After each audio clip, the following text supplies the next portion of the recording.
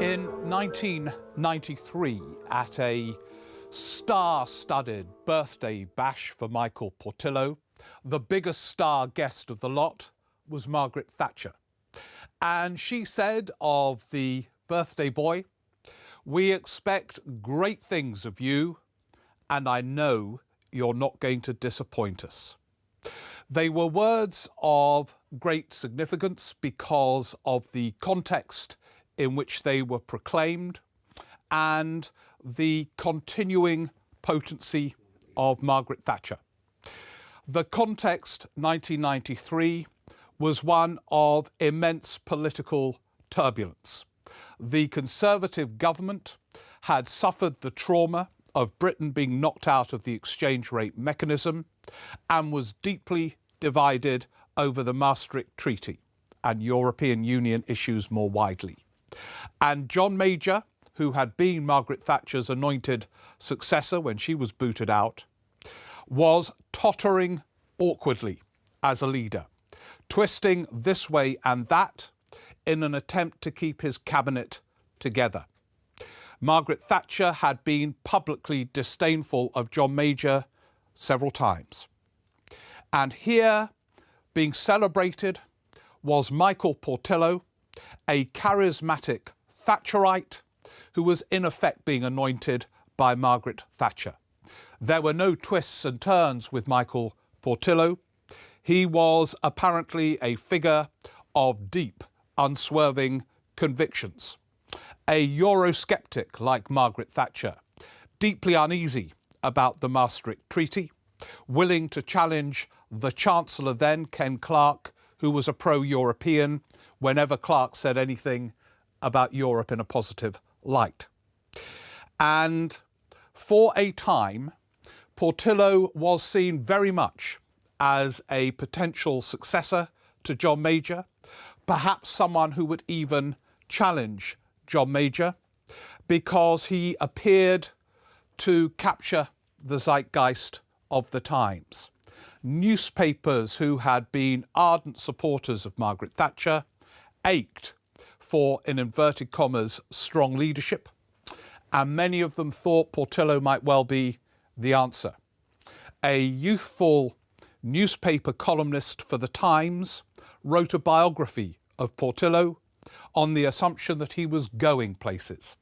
That youthful columnist was Michael Gove, who incidentally ended up probably spending more time in the cabinet than Portillo ever did. So he appeared to be the answer to part of his party's prayers. Now, we're going to explore that period in more detail in a moment. But let's fast forward to the next phase, when many expected, at the very least, Portillo to become leader of his party. This was after the 2001 general election defeat, the second landslide defeat suffered by the Conservatives, and Portillo was, at the beginning of the leadership contest, William Hague had gone as leader, the favourite to win. By then, he was a transformed public figure. He had gone through, I think, the biggest metamorphosis of any political personality of recent decades, and he was now the Conservatives' modernising candidate. He told his party that they needed to be much more liberal on social matters and to focus much less on Europe. And again, in a very different context, the Conservative Party had been slaughtered twice. He appeared in his different persona to capture the mood of the times. There were a growing number of Conservative MPs who were fed up with being defeated in electoral landslides, who wondered whether the moderniser, so-called, Michael Portillo, would guide them to the centre ground, to be more modern and fashionable. And yet, he never won that contest. So this raises a really interesting question. How is it that Portillo, Mark I, the ardent Thatcherite at a time when his party ached for a strong Thatcherite leader, never got the top job? And how was it that modern Portillo, at a time when at least a part of his party ached for a modern type of leader, didn't get it then? Twice he appeared to be moving with the times and never got near the top job. Let's look at phase one, the Thatcherite Portillo. That in itself was an interesting political journey. Michael Portillo, like most of our prime ministers we never had, was an addict of politics, but as a kid, he was an ardent Labour supporter. He had posters of Harold Wilson on his bedroom wall. Other children might have had posters of David Bowie. He had posters of Harold Wilson. And he was active in his local Labour Party until he went to university. He went to Peterhouse College in Cambridge. And like quite a few who go to that college, he emerged a Tory radical, inspired by Maurice Cowling, a radical academic who turned many young students into Tory radicals, and Michael Portillo was one of them. There's no doubt at all that the conversion from a youthful Labour figure to a Tory radical was genuine and sincere. And of course, it coincided with Thatcherism and the rise of Margaret Thatcher. He had a charisma and a slight air of mystery about him as a public figure. The combination was intoxicating to a part of his party, not least after the fall of Margaret Thatcher. Margaret Thatcher had given him the task of supporting her in the poll tax and other things, which he tried to do loyally. He was devastated when she went, but in a way he became the new hope. And it's hard now to convey, given his considerable change of public persona, the degree to which he was the idol of the party membership. Think of Jacob Rees-Mogg in the modern times, but multiply it a bit, because Portillo had the weight of being a cabinet minister. He was made a cabinet minister by John Major after the 92 election victory. He was first Chief Secretary to the Treasury and then Defence Secretary. And Portillo, at fringe meetings of the Conservative Conference, well, there's only one comparison, I think, and that was Tony Benn in the Labour Party at his peak in the early 80s. Portillo had such a following that there was one fringe meeting at a Conservative conference which was so packed they had to book the local cinema to cope with the crowds. And he packed that out too. I remember going to see him speak at a fringe meeting of the Bruges group, the Eurosceptic group of the Conservative Party based on the Thatcher Bruges speech delivered in the late 80s. And I've never seen such idolatry. There were Portillo pamphlets scattered round the room as if they were kind of biblical texts. He was introduced with a eulogy to die for, and every single word he uttered was treated like gold dust. And there was no doubt at all that John Major in particular, fragile as a prime minister, trying to keep these two wings together, the pro-European and Eurosceptic wing of his cabinet, sounds familiar, was deeply wary of Michael Portillo and his ambitions, deeply wary of Margaret Thatcher, who had begun to torment Major and her support for Portillo. and this extraordinary adoration at grassroots level. And there is no doubting Portillo's ambition. He went into politics to be Prime Minister. He had followed Prime Ministers closely, Harold Wilson on his wall as a teenager, and he wanted to join the list. But it never happened in this period. The big moment, the big formal moment, was when John Major did the most bizarre thing in 1995, which was to stand down as leader of his party and fight a leadership contest whilst remaining Prime Minister.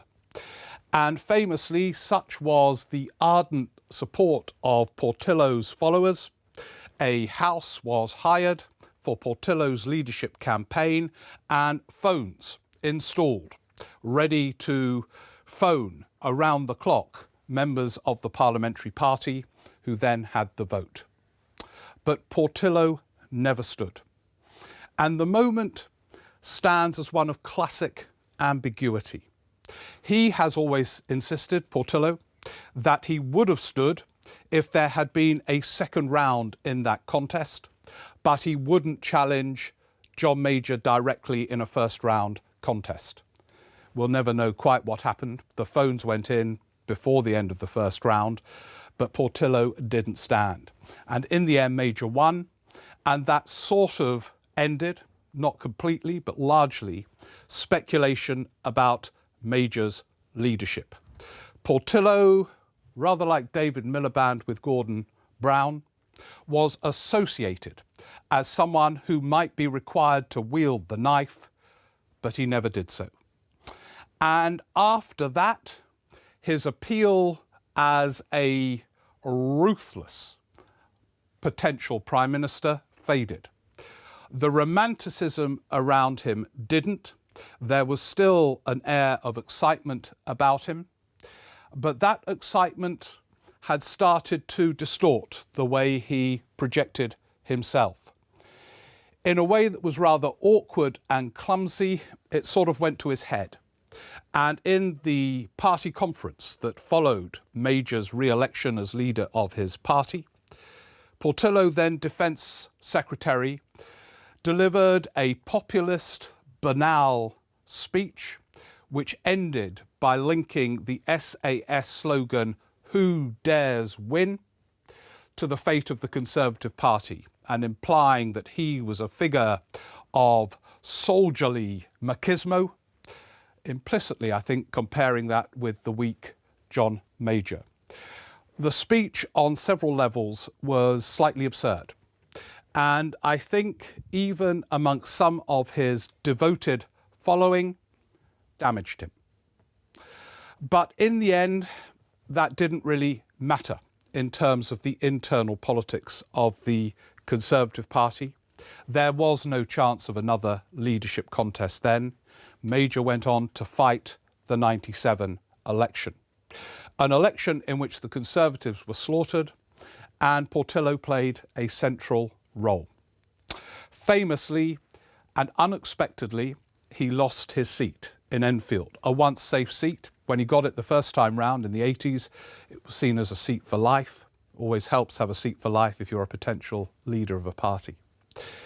And the great slogan of that night became, "Were you up for Portillo?"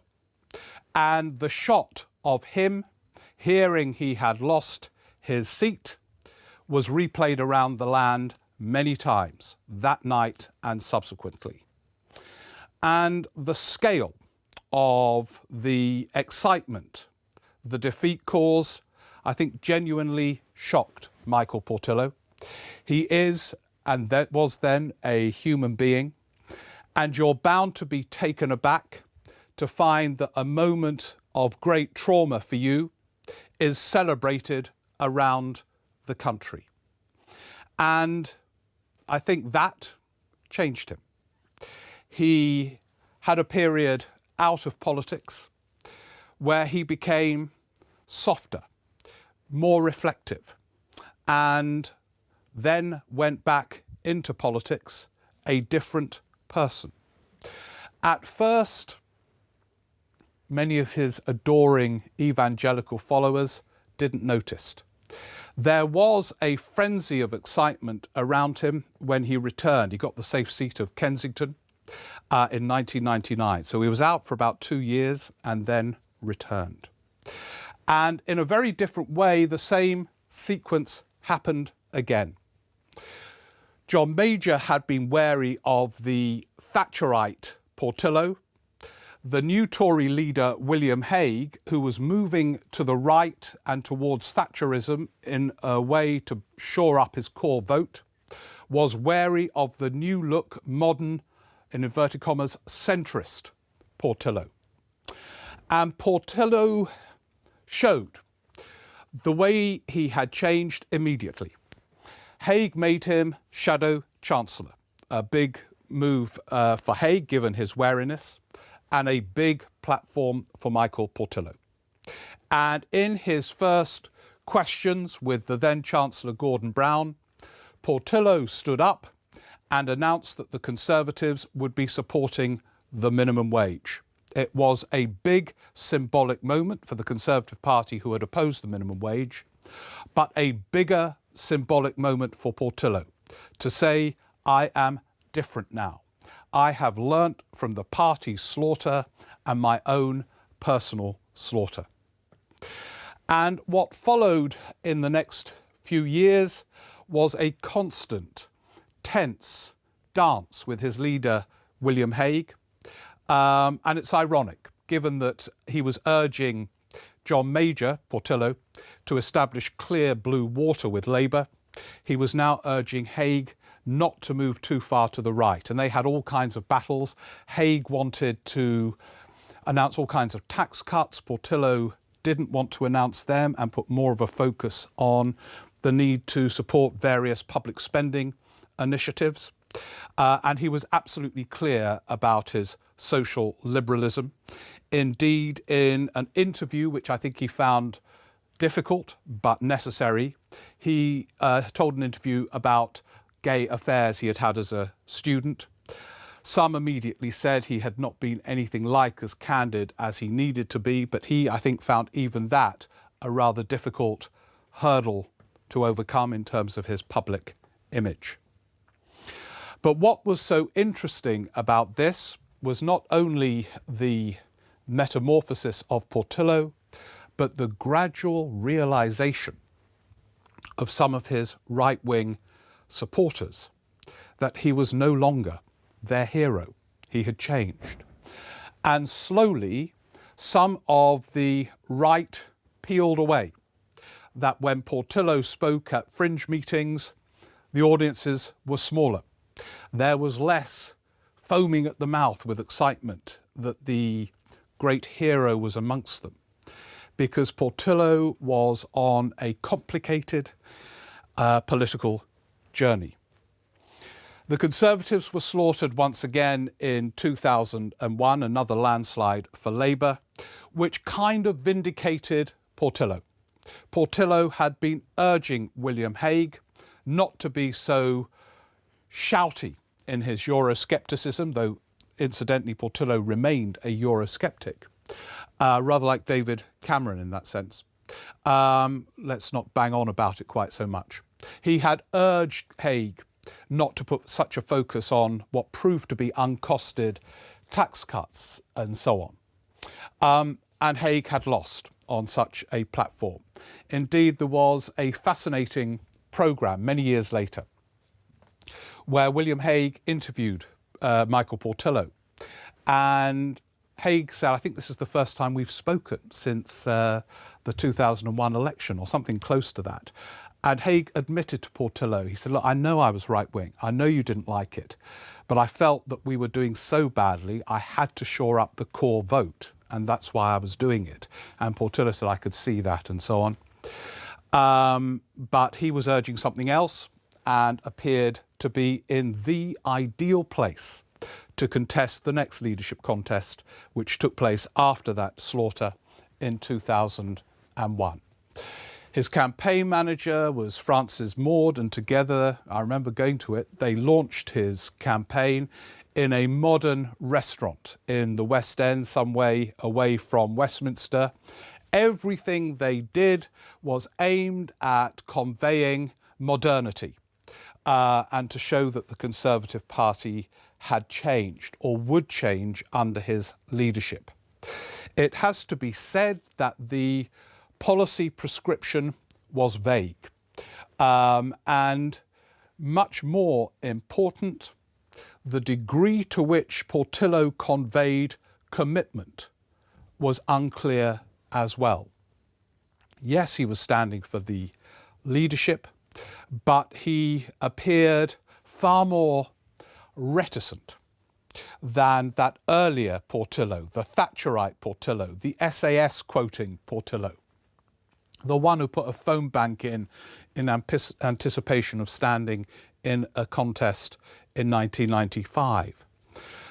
This time he enthused about the need for the Conservative Party to change, but was much more laid back and appeared reluctant to woo the Conservative MPs he would need to woo if he were to ever win that leadership contest.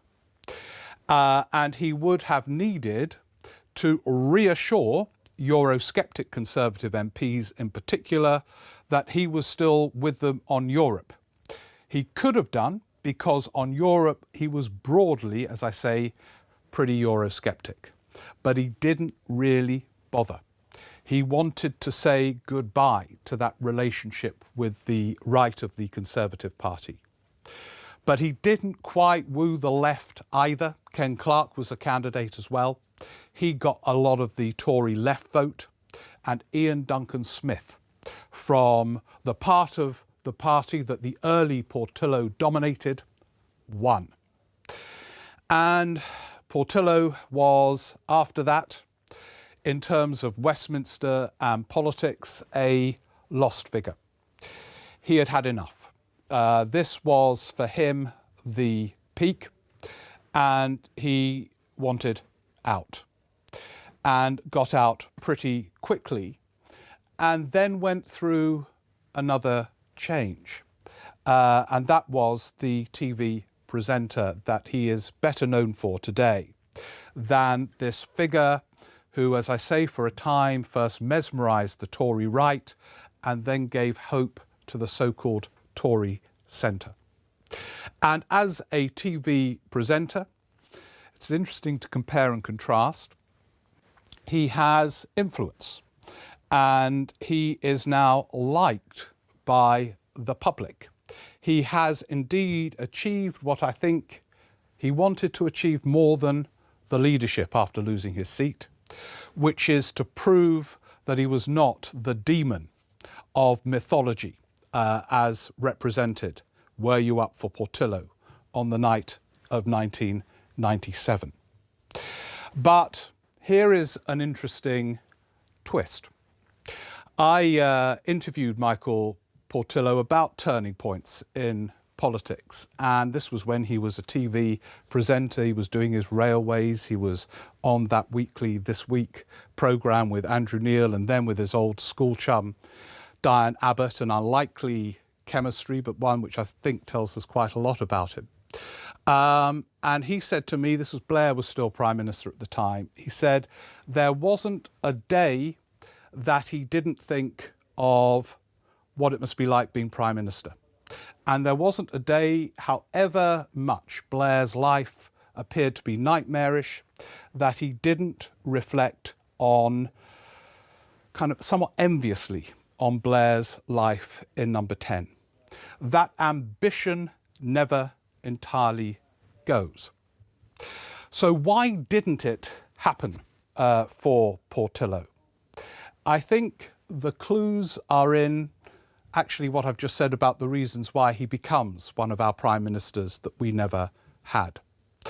There was around him in phase one, Portillo, too much intensity, too much hope and excitement, too much media coverage where he is seen as the great hero of the right, somewhat disloyal to his then Prime Minister, John Major.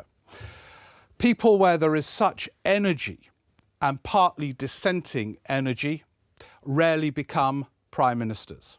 Think of Tony Benn. Think also to some extent of David Miliband, where there was a similar hope amongst Blairites that he would lead them to the promised land, and he generated a somewhat incongruous, feverish energy at a couple of party conferences. There was too much of that. There was also a sense, and this remains an issue in the Conservative Party, even though many now no longer feel loyalty towards the leader, a sense that he couldn't be fully trusted, that in his dealings with John Major, he disqualified himself for leadership. He never reached across, this is first phase Portillo, to other parts of the party. And those who tend to get the crown usually do so, not always, but usually have made some kind of overtures to suggest that they can bind a party together.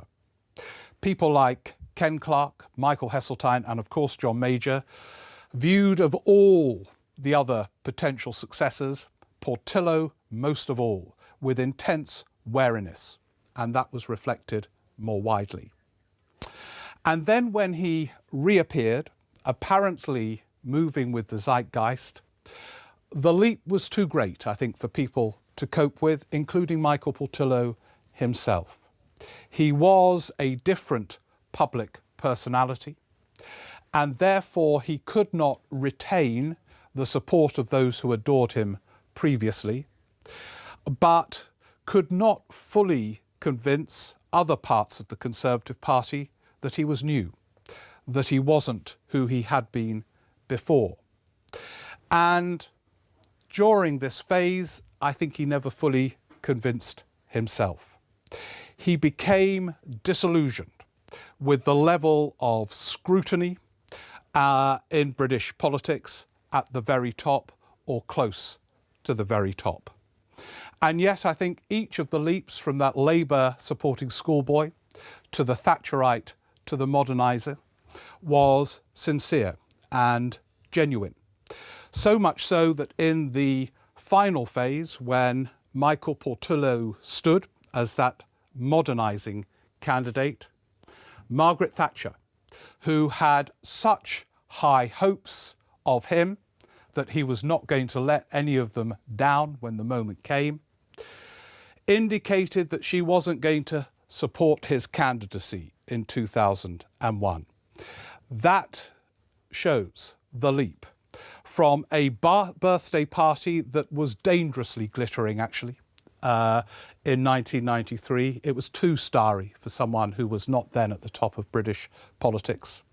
From that moment to the 2001 leadership contest, when he was all but disowned by Margaret Thatcher, his then heroine, who saw him as her ultimate glittering successor, is a kind of Shakespearean political journey.